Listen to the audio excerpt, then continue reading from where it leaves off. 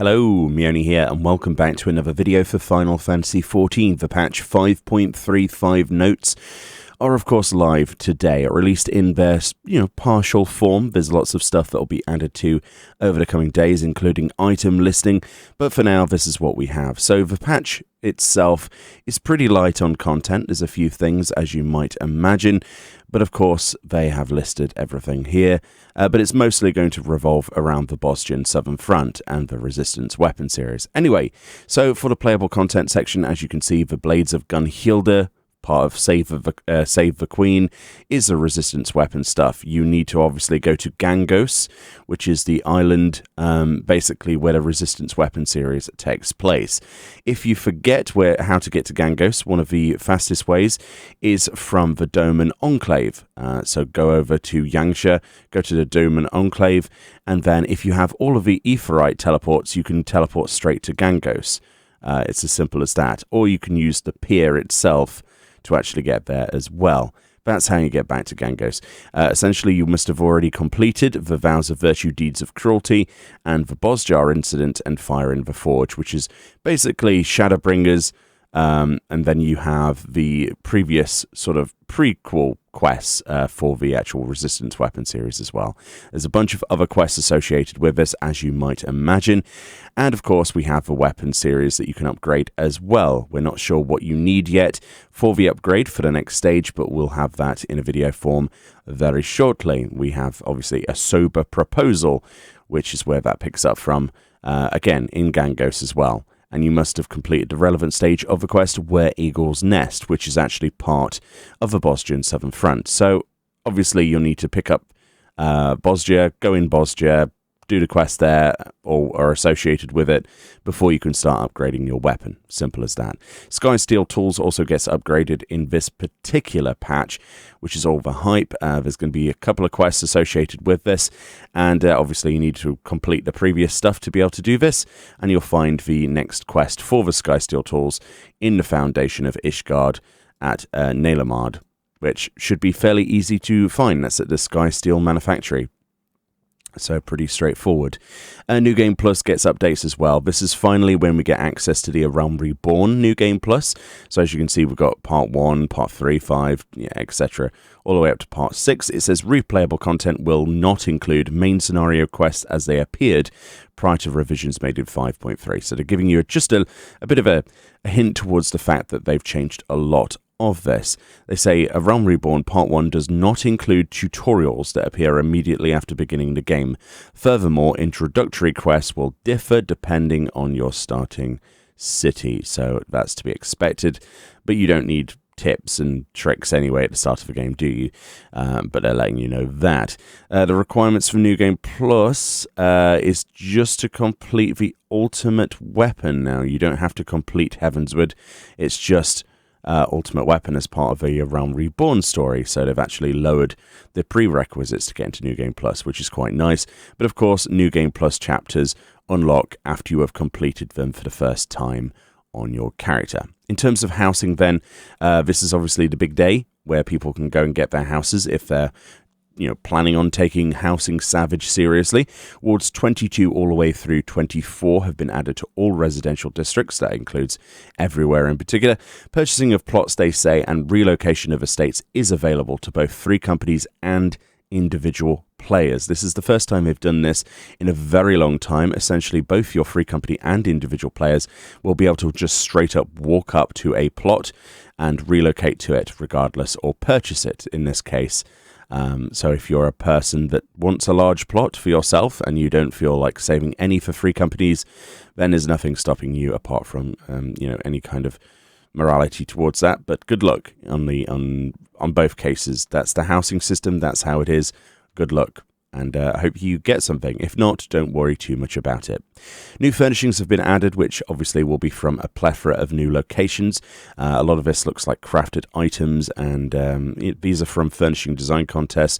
We also have these very interesting slanted partitions to give these sort of like almost like slanted roof partition look with skylights. Very nice idea. I'm curious about those. I'm not sure what else in that picture is brand new. to be perfectly honest. Although we have this lovely new variation on the decking, which looks like an oriental sort of royal decking with a little square missing, so you can make your own steps up to this. I have plans for this item, I certainly do. So lots of new furnishings, new orchestrion roles, as you can expect, and Triple Triad. There's lots of new NPCs for that, associated probably with Bosjar, and lots of new cards added, probably related to Bosjar fates and things. So a new emote has been added. I'm not sure what this emote's supposed to be, other than putting your hands on your hips and, I don't know, admiring the view or something. I'm not sure what this actually is. I'm sure that'll be from probably Bosjar though. Looking forward to that. And there's this, which everybody is telling me is very much the Jecht hairstyle. So Jecht from Final Fantasy X then, with the bandage, the sort of one dreadlock, and then the spiky hair. It's pretty much Jecht's hair. A lot of people are wondering how many Final Fantasy X references they will find in this patch. Probably quite a few. Let's hope that there's not too much blitzball though, eh? So for the battle system, obviously this is all going to cover everything to do with the Bosnian Southern Front. A lot of this we've covered before, but let's go through this. So Bosnian Southern Front is a field instance, much like Eureka, up to 72 players at any one time. You can be level 71 or above. You can't go in here at level 70. You have to be 71. You can actually queue in with a group of 8 players. As you would expect, much like Eureka, you get 180 minutes on the clock. And to actually go in here, there's a quest in Gangos, which is Where Eagles Nest. So once you've completed Where Eagles Nest, you'll be able to pick up the quests for your resistance weapon as well. Obviously, things are going to be level synced in here. It says all characters are adjusted to level 80, all equipment adjusted to item level 430. This is actually really interesting because even if you're level 71, you're going to be synced to level 80 and 430 item level, which is really, really quite interesting. They have confirmed that you will be able to gain experience for your characters within here, which is very interesting indeed, isn't it? So you can level up whilst you're doing that. Bear that in mind. Yeah, you can enter Bosnia Southern Front by speaking to Sieros at Gangos. So once again, much like Kagane Pier, this is going to be how you queue into it via an NPC in Gangos Island itself. It says players who've so they will, earn experience points, with their job level. Yeah, you can actually change between Disciple of War and Magic classes, 71 or above, but you cannot change classes or jobs during combat or participating in critical engagements. And of course, Blue Mage is not going to be something that can be used in here, and I heavily doubt that Blue Mage will be something that will be used at any point, even when it gets the level increase in 5.4. Players are free to ride mounts at any time after entering the instance. This is something they've learned from Eureka, so we're not going to have to attune to mounted stuff. But of course, you cannot fly in there. That's one of the restrictions, and an important one anyway. It's a battlefield. You can't just fly across that. You'll get shot to pieces, or at least that's the way I say it. You will also have icons next to the name donating the strength of a monster. So as you can see here, this is a rank 2 4th Legion Nimrod. That's what that 2 means there. This will basically increase in number, basically with how powerful the enemy is. Definitely pay attention to that number. That's going to be something interesting going forward.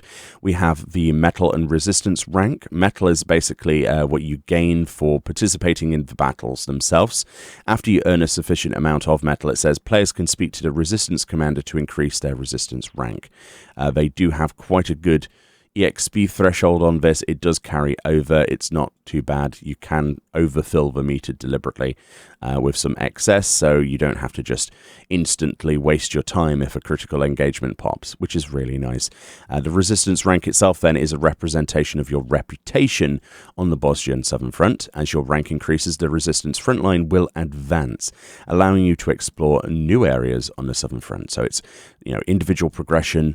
to actually get to new areas. You won't be able to probably get to everywhere at the start until you've got to that. So there we go. There you go. Here's a UI basically telling you your Bosgen clusters, your metal, when your next rank is, and your resistance weapon.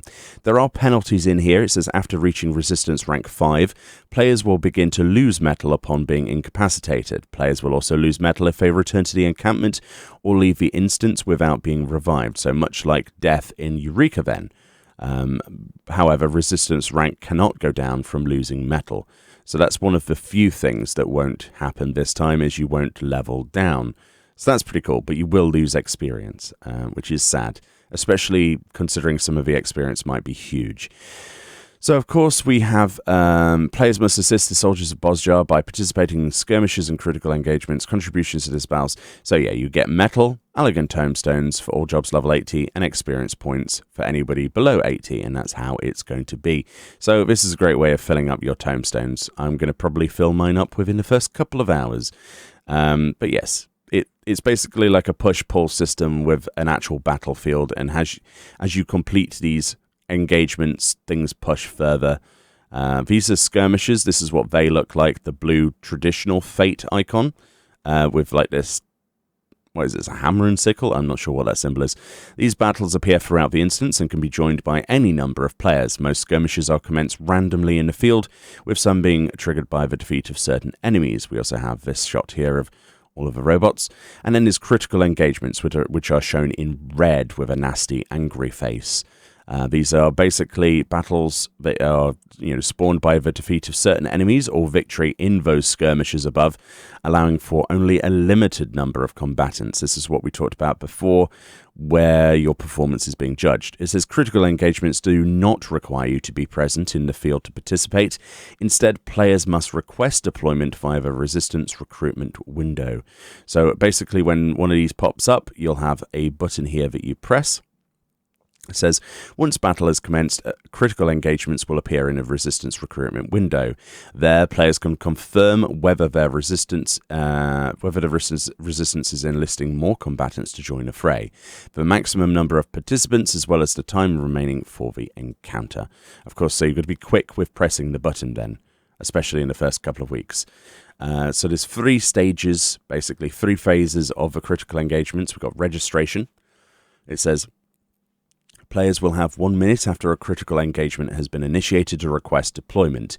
If there are more requests for deployment than are permitted for an engagement, participants will be selected at random. It says when joined in a party, the party leader must request deployment on behalf of all their party. In the event participants are selected at random, the party will be accepted or declined as a whole. So you will never get a situation where you queue in as a party leader and only some of you get brought in. That's actually quite a positive thing. Preparing for battle is the second phase. It says players selected for deployment will have 2 minutes to prepare for battle. When ready, they can be transported to the battlefield via the resistance recruitment window itself, via this button. So presumably there'll be you'll press it and it teleports you. Stage 3 is when battle commences. You take up arms and do battle with Imperial forces. It says priority deployment. It is possible to gain priority deployment for critical engagements. This can be accomplished in one of 2 ways. Firstly is combatants priority deployment. It says players who contribute to the initiation of a critical engagement may receive priority when registering for their next deployment. So by doing more of these, you're going to be put in possibly for the next. The second way is Quartermasters priority deployment. Players may receive priority deployment in exchange for Bosgen clusters by speaking to the Resistance Quartermaster in the actual battlefield itself at the hub. It should be noted that those with combatants priority deployment are more likely to be chosen. So your purchase of this is pretty much guaranteeing you a place, which is interesting, isn't it? So you're going to be using your clusters for that, aren't you? It says, when registering as a party, all party members must have the same type of priority deployment for it to be recognized. If a number of players requesting priority deployment exceeds the maximum number of combatants, they will be selected by lottery. So there's a lot of RNG on this. So the clusters themselves, it says, when defeating enemies on the southern front, there's a chance that players will come across these Bosgian clusters. These crystals can be traded to the Resistance Quartermaster for various goods and services, as we just mentioned, so there'll be lots of other stuff as well. When battling on the southern front, you get lock boxes as well from these engagements. You can open those at a lock picker. We also have lost actions, which are kind of like Logos actions. These are a special type of duty action exclusive to the front. They have various effects, including those used for attacking, healing, reviving allies. You can actually get those after Resistance Rank 2 and progressing the questline. Oh, interesting. So there's also Forgotten Fragments and the Lost Finds Cache. During their expedition in the front, players may obtain items known as Forgotten Fragments. These can be examined by a Resistance Appraiser at the hub and transforms them into lost actions. Oh, that's how that works. While unidentified fragments can be placed in your inventory, those transformed into lost actions are stored in the Lost Finds cache, which can hold up to 200 copies of any lost action. Interesting. This is very complicated. Then, like the Logos system, look, you have these windows where this is your cache. This is like your storage of that. Gosh, this is really messy, isn't it? Up to 10 combinations of your favorite lost actions can be saved as sets. I need to see this more to really like this.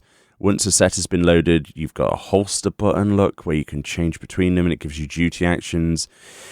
This is going to take a lot for me to sort of absorb, guys, to be perfectly honest. And right at the end here, it also says a new Resistance Weapon Story quest has been added. Obviously, after completing Eagle's Nest, like we talked earlier. The Bosgian Southern Front, though, does look rather entertaining. It's going to be my main focus, and we'll be live streaming this as soon as we gain access to the patch. Much later, when the patch goes live today, it won't be going live early or anything like that. We'll be streaming at twitch.tv/Meoni for as long as I physically can, and we'll be talking all about this and playing through the content together, so you'll see it live. Yes, so PvP, there's a few changes made to PvP actions. I'm not going to go through these now. For the most part, it seems potency increases for Dragoon. Yeah, I'll let you read this yourself. A link will be in the description. I'm not that fussed about reading through those right now. Basic potency changes and little balance changes. For the feast, then, season 16 ends and 17 begins. So you already knew that. So you'll be able to go and claim your rewards for the previous season, I think. In terms of items, obviously there's new recipes for the crafted housing items and things, probably minion stuff, and new other items. Sky Steel Tool quests, yes, in Ishgard, like we mentioned. New miner and botanist points have been added to the game to gather from. New items, new fish. Here we go. New mounts. Look at this. Look at this Talos mount. Oh, fantastic. The way you sit on the shoulder. Not sure where this is from. Very highly excited to see it. Probably in Bosgia. I'm not sure. Probably not, actually. It could be something completely different. Could be even Sky Steel, couldn't it? I have no idea at this point. And this is definitely from Bosgia and Southern Front, because this is a miniaturized, well, a minion version of one of the actual critical engagement bosses. How nice is that? I love that. It's, I don't know, cyber robot canine dog. Yes. System changes then, new achievements and stuff like that. We also have a community finder button on the buttons on the official sites button in the game. Lakeland will no longer be separated into multiple instances, so that's, because congestion's moved. And we also have, that's what that is. So the emote is /guard. So it's like putting yourself on guard or something. That's what you're putting your hips on. You're guarding something, like a guard, putting your hands on your hips. And then there's some basic known issues with Bosgia that are going to be ironed out, and some resolved issues that we're not going to go into too much. Anyway, I'm incredibly excited to get stuck into this patch, mostly because of the resistance weapon stuff, Save the Queen, The lost action stuff is something I need to really delve into more, especially the limited cache thing. I didn't know about that previously. It looks to be a lot of fun. Like I say, twitch.tv/Meoni today will be streaming as much as possible, and we'll be trying to accumulate as much as possible for videos that we make on Thursday and Friday this week. But today we'll probably be very light on the videos, if at all, simply because we're live streaming as much as possible, trying to make a big dent in it. Anyway, thank you kindly for watching this video. If you enjoyed this, feel free to put me a like below. I do appreciate that. And yes, I will enjoy watching you guys, battle Housing Savage. If you are going for a house, good luck, and remember it's a game at the end of the day, and I'll see you all next time.